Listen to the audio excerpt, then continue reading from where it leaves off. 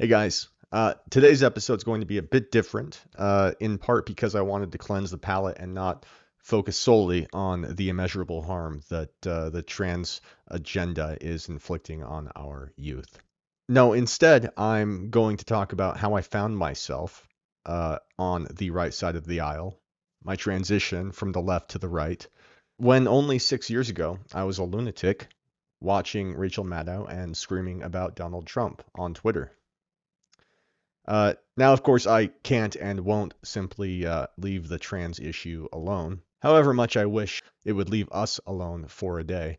We could call it a day of trans invisibility, but of course, that would only upset them and it would make the rest of us uneasy at best, not knowing exactly what they were thinking and doing. The trans agenda is everywhere. It's spilling from the most unsuspecting classrooms to the highest levels of government and always trying. Yes.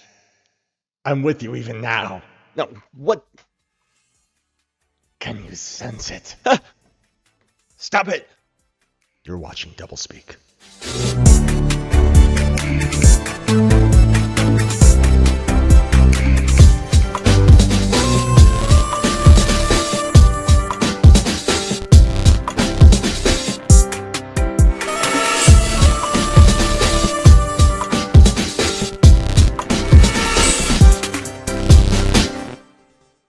So I mentioned at the top of this episode that I'd be discussing my transition from the left to the right. Here is a very real example.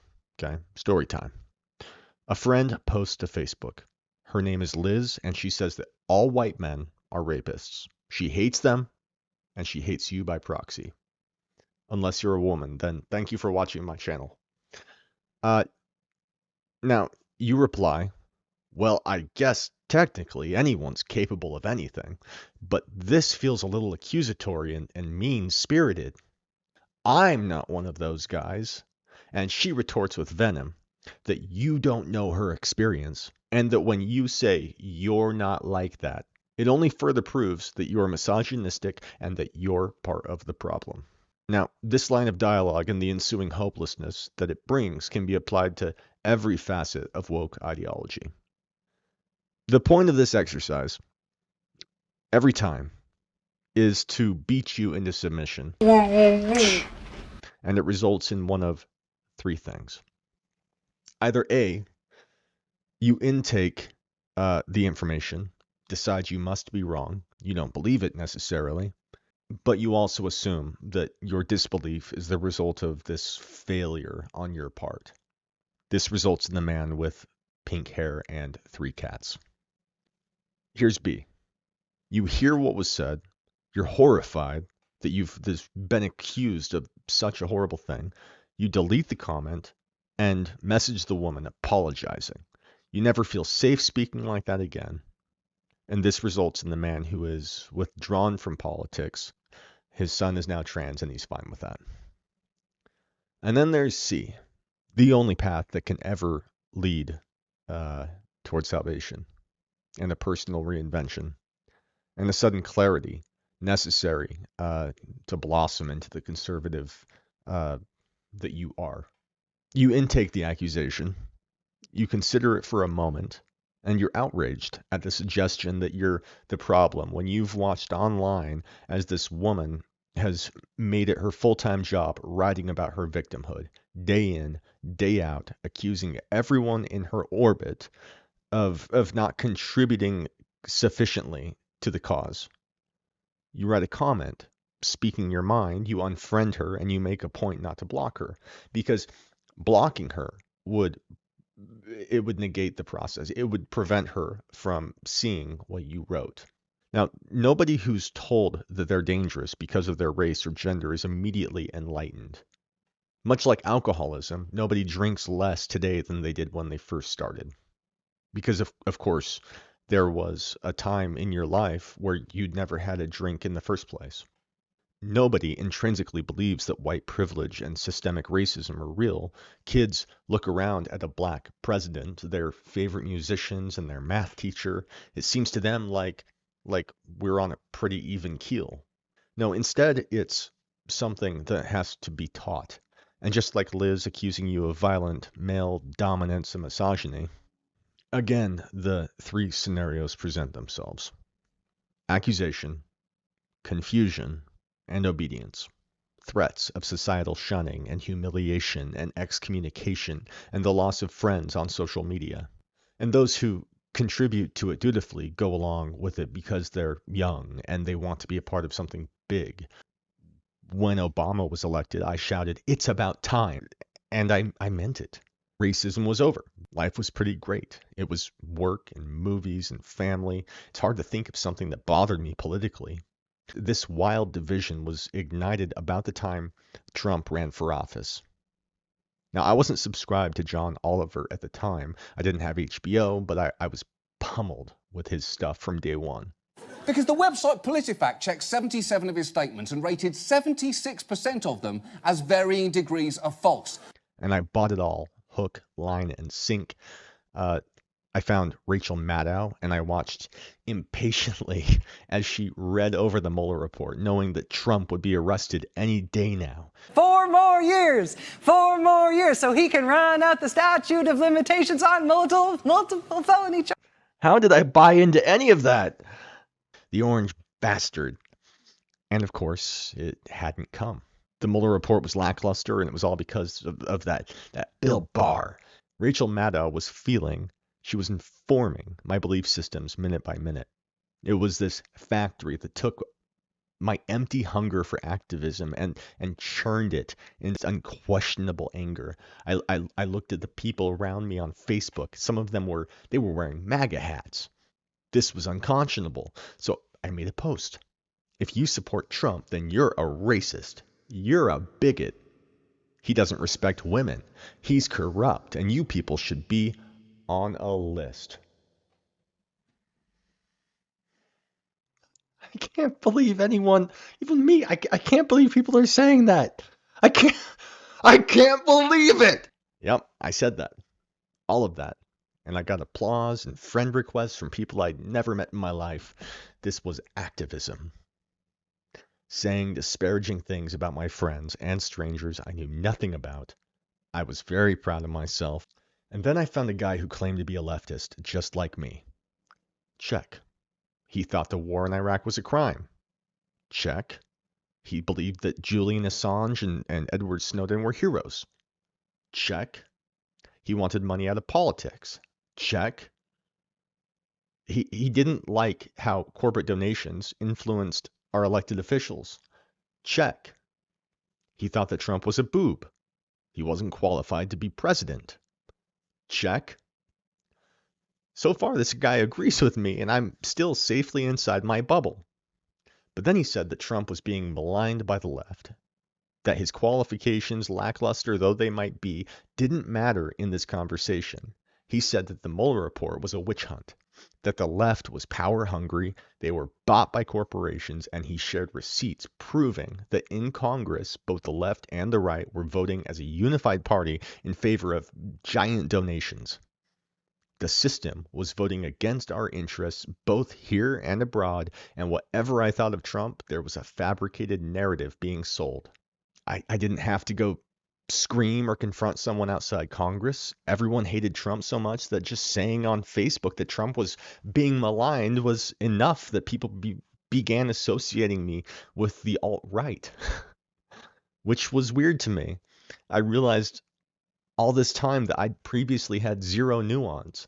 Trump could be a buffoon or he could be the first honest guy in decades, but whatever he was, whoever he was, there was a movement to remove him at any cost, by any means, in the highest levels of our democratic institutions, and I saw it clearly for the first time. I was Jim Carrey being farted out of a rhinoceros. Meeting secretly with sinister types?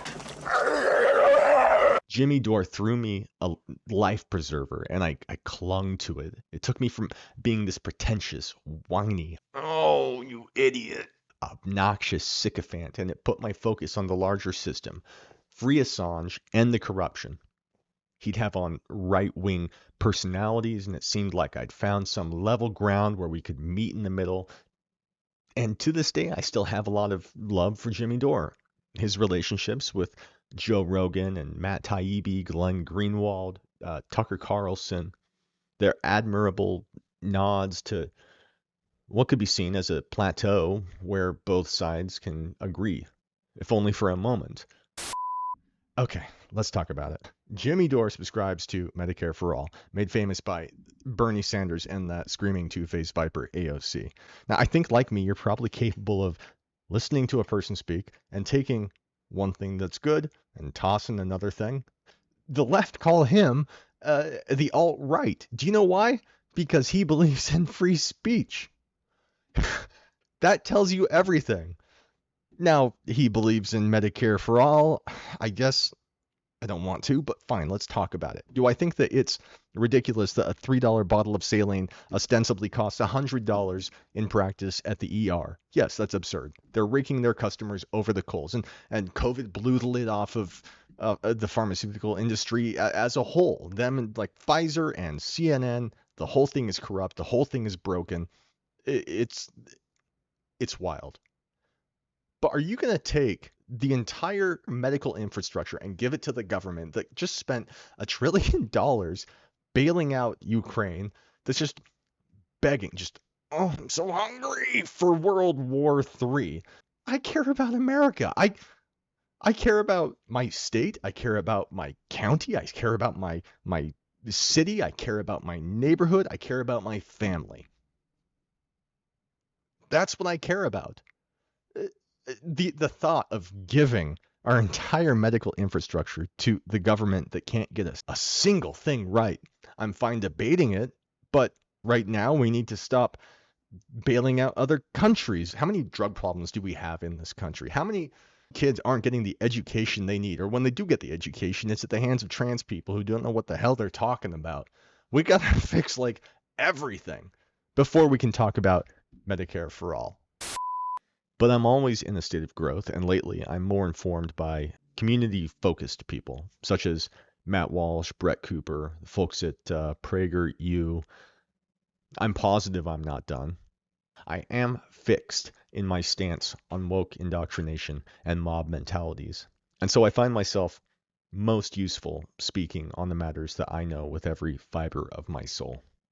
So again, leftism is a cult. It is built on fear, intimidation, and lies, and nobody instinctively buys it. You have to be persuaded and threatened to adopt it. And that is how I found myself on the right. I'm different now.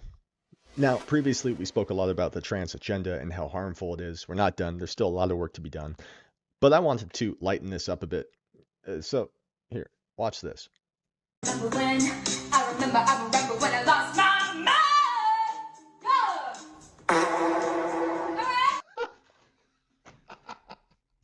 mind. That's great. Okay. You're welcome. Okay. Next up, we have got this. It's from YAF, which is the Young Americans Foundation, I think. Is that right? Yeah, Young America's Foundation. This time we've got Matt Walsh. It's rather entertaining. Let's watch it together and discuss. I'm transgender. I'm born and raised here in New Mexico. I have a graduate degree in information technology, marketing, business, and finance. Get your wife wet, so what's good? I own my own home. I pay taxes. I have a six-figure job. Probably, I think. I'm a respected professional in Albuquerque. I'm a mother. My life experience is that I'm an awesome person. I am well-liked. I'm responsible, and I think I'm pretty cool. You touched on something. You said something earlier that for you, when somebody calls you a man, it doesn't faze you because, like, you just know that you're a man. That was interesting to me because I feel the same way about my identity as a woman. My question leading up to this, you've asserted that no one would ever see me as a woman, that nobody would ever see or could see a transgender person as a woman, and yet I have dozens of friends from diverse backgrounds women from the reservation, a woman from Japan. From the beginning of this episode, they're afraid. Several immigrant women. They're afraid. I have my coworkers, I have my boss, my VP, my CEO, all respecting me as a woman. My family, my long-term friends who are actually here with me. All of these people assure me, like, I'm a woman. They'll tell me, girl, like, there is no way you are a man. They see me as a woman. So the question, Okay. how can you assert that nobody would ever see me as a woman when my material experience tells me you're wrong? Okay. It's interesting that that's the part of my talk you chose to ask a question about, because that's not in my talk at all. I don't believe I said that no one would ever see you as a woman. I mean, it's possible, I suppose, that you could fool someone. Now, you brought this up, so I have to tell you that you brought this up. You've put your identity on the table for conversation. And so I'm going to say you wouldn't fool me at all. I mean, I see a man 100%. And I think that most people would. Now, the fact that you have people in your life who are saying to you, oh, you're totally a woman, it's exactly what I'm talking about. No one in my life has ever once said to me, you're totally a man, Matt. You know, if a friend of mine called me on the phone and said, listen, Matt, I want you to know you're really a man, I would think that there was something wrong with him. I would say, why are you saying that at all? It doesn't make any sense. So the fact that this is a conversation to begin with tells me, it only proves the point that I'm trying to make, that your identity, even in your own mind, is up for, it's something that you need to be assured of. Now, what I would like to ask you, again, because you're standing here, and so you've brought your identity on the table for discussion. So how do you know that you're a woman? It was first when I heard transgender persons describe their experience in their own words, and this was only about 2 years ago.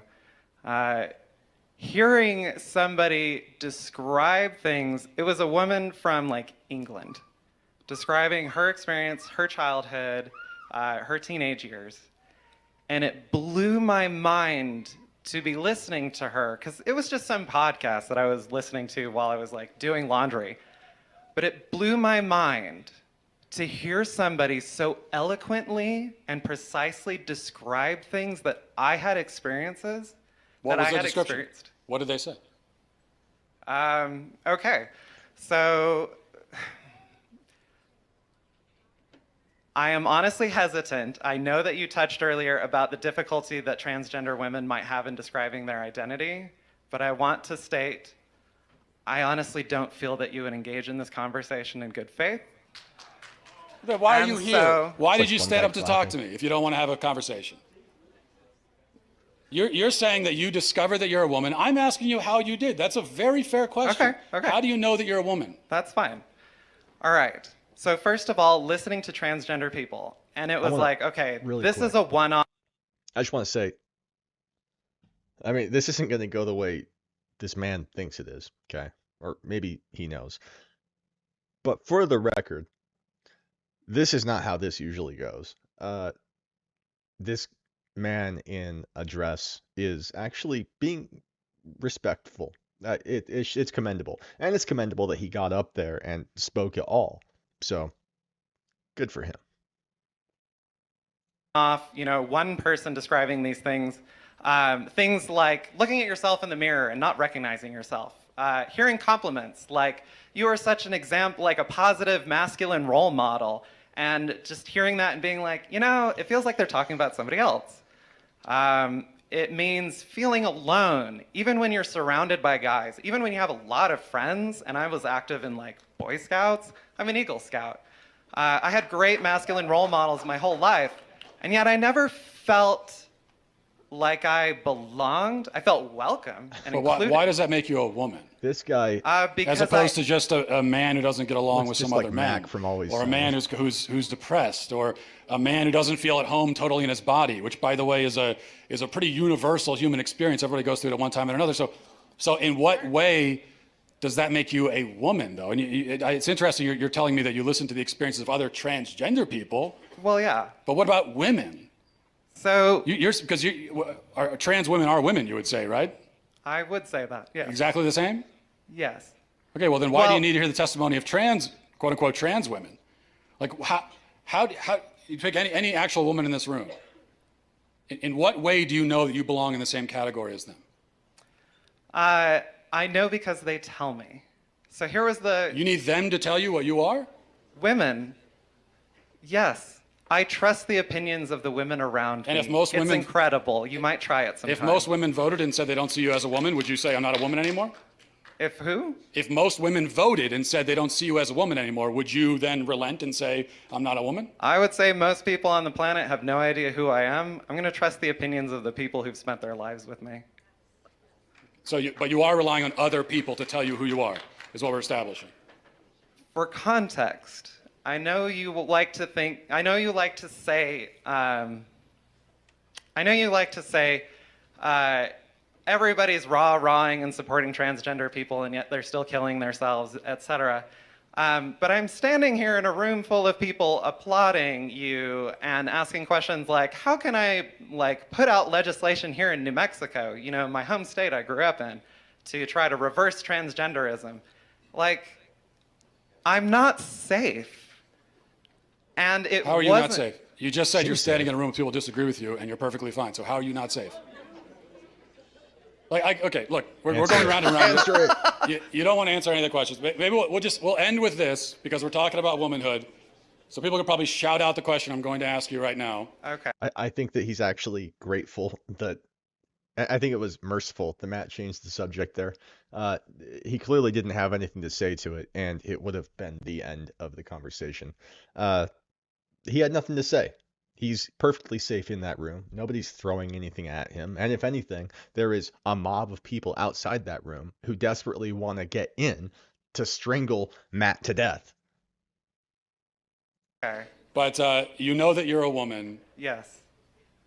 What is that? So gender is a social thing. It only I don't want makes to hear sense that. in What is a social- woman? What No. is a woman? What is a woman? The word woman, define in the dictionary. Go.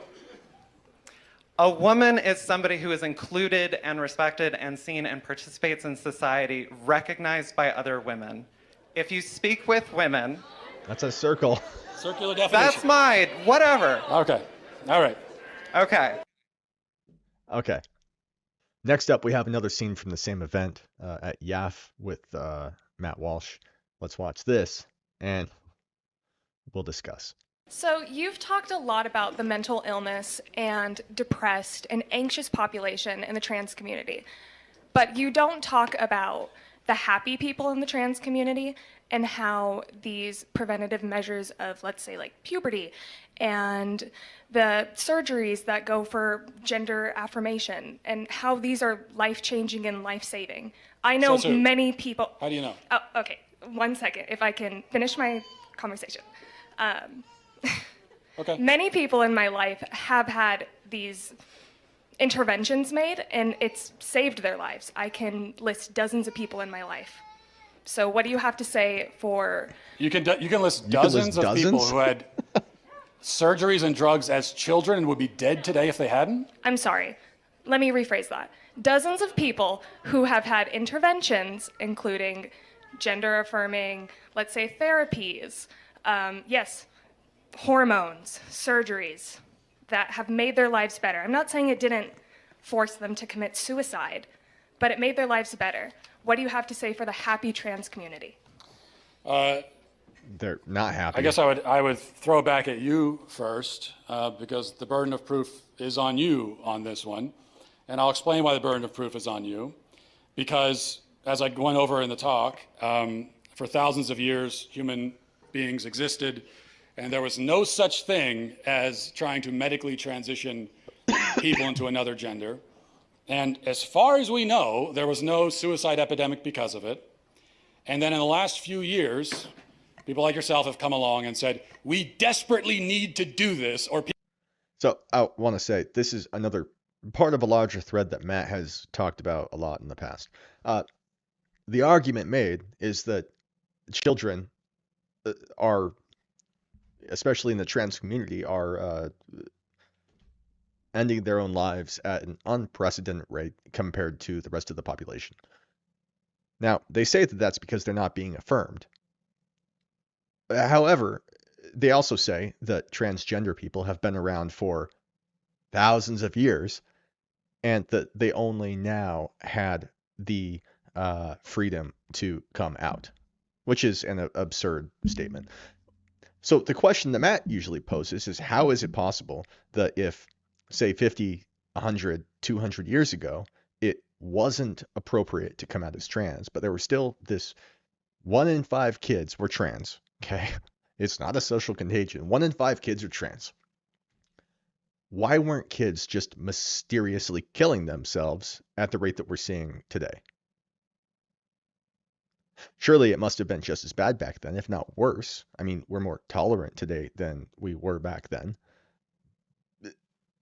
Why didn't we have this influx of just children falling off the map constantly in unprecedented numbers? And they don't have anything to say to that. So, sorry. All right, let's get back to it. People will be in despair and they might kill themselves. So you are making a claim that contradicts common sense, science, biology, also the entire experience of the whole history of the human race. And so what that means is that the burden of proof is on you to support it. And so I'm going to ask you, you said that people need this stuff so they can live happier lives and potentially it'd be life-saving, you said even. Aside from your anecdotes of your friends who told you so, how do you know that? Okay, so thinking back to when I was 16 in an anatomy class, when I learned that transgender people tend to have the brain structure that confirms their identity that they identify with. And you can look that up. That's a fact. I will look that up. We will look that up. I will look that up and I won't find it. Yeah. It's not a fact. It's not a fact. Should we all pull out Google really Different quick? brain Look. structure? That's... What? That's like Django Unchained. If I could open your skull, your brain would be smaller. Because, like, how is that any different? What is she talking about? So you're saying a trans man has the brain of a woman? No. I'm saying that a trans man who identifies as a man will tend to have similar brain structure that a cis man would. And where did you get that from? Look it up. It's literally, I'm telling you, I learned it from my anatomy class when I was 16. And I looked up the fact before I walked up here because I knew that you would ask. Then where is, if you just looked it up, where's the document? That's not true, but it also doesn't answer the question. So let's try to stay focused on one false claim at a time if we can, because we might get bogged down. Okay. So you said, you actually started by saying that blocking puberty, which is chemical castration of a child. Just one example, yeah. Yeah, is life-saving. It can be. How do you know? Because there are children who have been suicidal that have had these interventions made. What children? How do you know? And how many children have had that done Me personally, and then I are haven't still met suicidal? children. Me personally, I haven't met enough trans children to answer that question. Okay. But I know You that are the making- research exists. You're making this statement, you're stating it as a fact in front of all these people. There must be a reason, there must be something that you encountered that led you to this rather radical conclusion that to save a child's life, you have to chemically castrate him. Not every child. No, sir. Okay. Well, Just that is some what you of just them. said. Just The drugs we some give of to them. kids for puberty blockers, God. so-called puberty blockers, originally are cancer drugs used to treat prostate cancer. They're also used to chemically castrate sex offenders and child rapists. Now we give them to physically healthy kids. You're saying that we need to do that or they will die. And so one last time I'm going to ask you, what evidence do you have of that remarkable claim? I don't think I claimed that every child would benefit from that. Well, no, I didn't say you did. Okay, You said puberty blockers you did. you said puberty blockers are life-saving. What I evidence do said you have for that? they can be. So The how do you evidence know? is the encounters with patients who have had these procedures done, and it has saved their, I don't want to say it saved their lives, but it has made their lives better. I can't confirm whether or not they're alive right this second, but there are children that it has helped. So what do you have to say for the happy trans community who has benefited from these procedures? What would you be saying if it went over there, jumped into that pram? What would you be saying to the child's mother now? I'd be saying, madam, you are the victim of an 8 billion to 1 chance, a leaping anteater, an evolutionary mutant, previously unknown to science. That's my question. I guess what I have for to you. say is that your entire question is built on a whole stack of false premises that you can't begin to even remotely defend. So it's a faulty question from the start. I reject your premise. I absolutely reject that there are any kids who need to be chemically castrated in order to be happy. Okay, let's... I reject that. And she walks away. Okay. And to drive the point home, here is another thing, another video. They're never ending. It's relentless. It's exhausting, and mind-numbing. Not even gonna explain it. We're just gonna watch it. Nervous? Yes. How come? Do I look scary? Do you know what I am? No? I'm No a one drag knows. queen. Do you know what I am? No. I'm a drag queen. Right to jail, right away. Why is this happening? Why is it necessary? Who is this for? Who is this for? What is this for? What audience is benefiting and profiting off of this? Why are there two kids in a white room with a guy in a dress and a ton of makeup and a wig? Why? Why? Why? Why? All right, I was on Facebook, as I often am, and I shared a photo. I'll put it in here. I shared this photo on Facebook, and it obsessed some people. Someone asked me, what's so wrong with this? What is so wrong with teaching kids about transgender people? And so I shared a bunch of links to the Project Veritas thing, where they've got like someone on the school board showing him the dildos that they hand out to kids.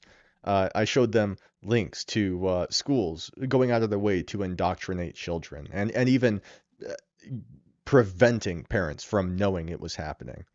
Such as if a child comes to the school and says, hey, why are you dressed like a girl? And the teacher says, well, because I am a girl. I used to be a boy. And you could be a boy too. Do you want to be a boy? You want it, don't you, Georgie? And she says, I don't know. You want to be a boy. And then the parent comes to school the next day and says, hey, my daughter wants to come to school dressed like a boy. Like she wants to shave her hair off. And did you put that in her head? Was that you? Did you do that? I can't talk to you about your child. That's between me and her. You're basically you're borrowing her on the weekend. She belongs to us. Like that's the kind of stuff that's going on.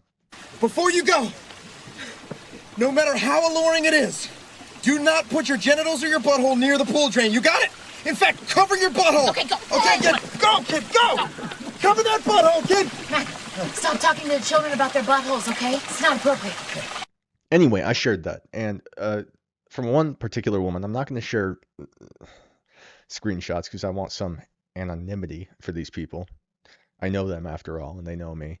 But she answered and said, okay, I looked over all the articles you shared. I watched your Project Veritas video, and you should know these are only shared by the right wing because they want you to get riled up just like this. That was her answer. This is shared by the right wing because they want to get you riled up. That's why they're doing this.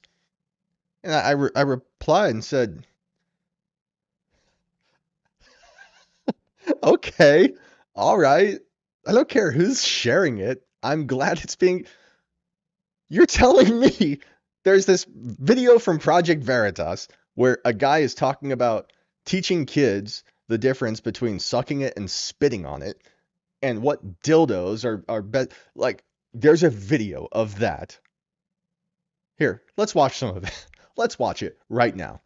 I had like our LGBTQ plus health center come in. They were passing around butt plugs and dildos to my students, talking about queer sex, using lube versus using spit. You what? They're like, how does this butt plug work? How do we do, like, how does this work? That's a really like cool part of my job. Parents might be stunned to learn that Bruno's version of love and acceptance means handing out sex toys to underage students. So I've been the dean for 4 years. Then we had a drag queen come in, I'm glad you're there. pass out cookies and brownies and do photos. It's so amazing. And everybody's cool with that, like the butt plugs and the dildos. Nobody complains. No. I mean, if the parents found out, would they? No. It's queer sex. Project Veritas reporters are like the saviors of our society at this point. So that video, you watch that.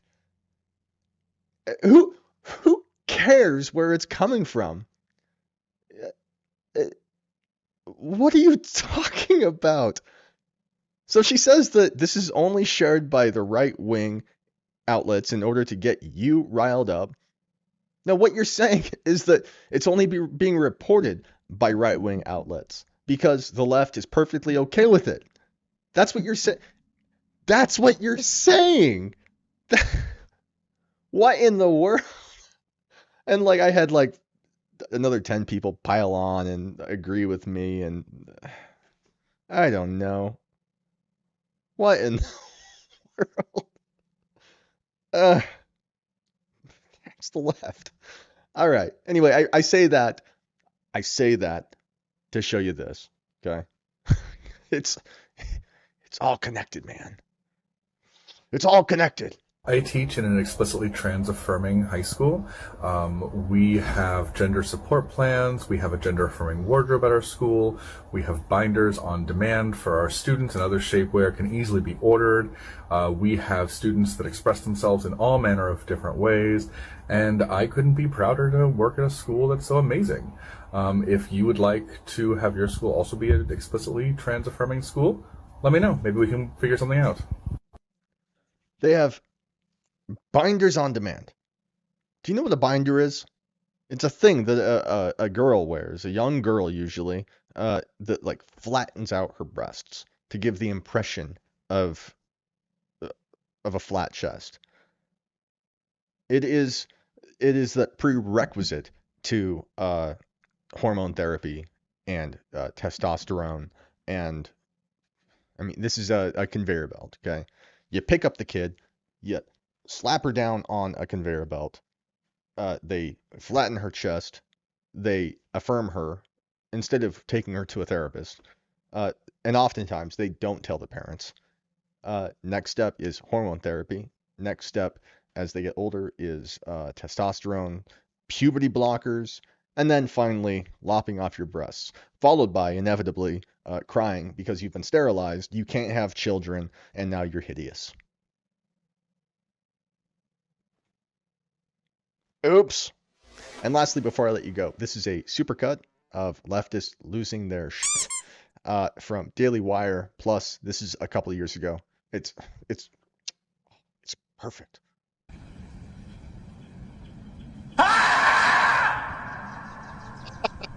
Holy shit, you guys! I'm driving your car, but I just got a notification that Ruth Bader Ginsburg died! Could this year get any f***ing worse?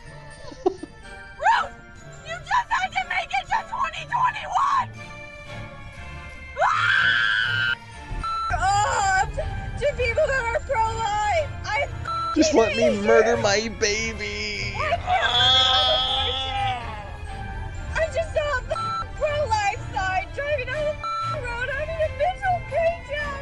And I was trying to say all you people are you're so f***ing stupid! I get it. I don't like the two-party system. I think our country's corrupt, and quite frankly, I don't want to vote for Biden. I need someone like this in my life. But I'm gonna do it! You wanna know why? Why? Because the alternative is a fascist! A fascist is a fascist!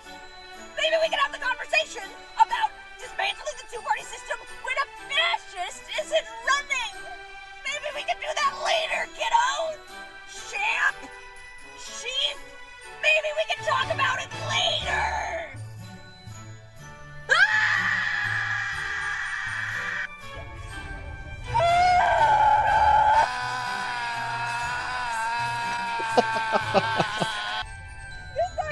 I won! I could feel pain before I was born! It's a baby! Bitch, I was born! And I can feel pain! I wish I wasn't born! You're stupid! And I wish I had been aborted! I have not felt this amount of sinking despair since November of 2016. You're stupid. I wish I'd been aborted. Classic. What a great honor to be able to introduce for the first.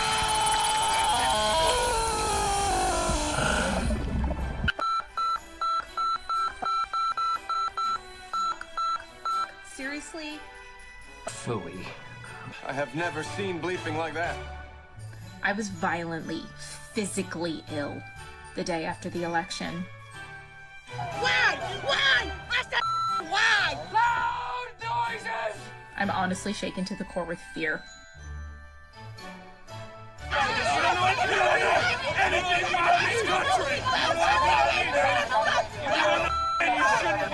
What have you done, Derek? Nothing! You've done nothing! Watch, she's gonna... Powering down.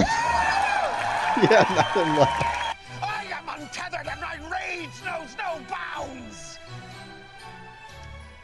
Oh, Dennis. Oh, Dennis.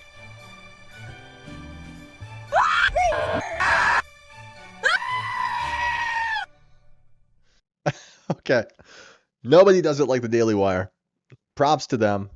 Link to everything I did shared in the description. Once again, I'm on Rumble. I'm going to be launching a thing on Locals where you'll find full episodes in short order. Please like, comment, and subscribe. I'll be sharing some comments in the future. So talk to me.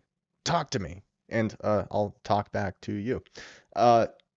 And yeah, if you want to see something spoken about, if you have an article you think I need to see, let me know. We'll talk about it. You've been watching DubbleSpeak.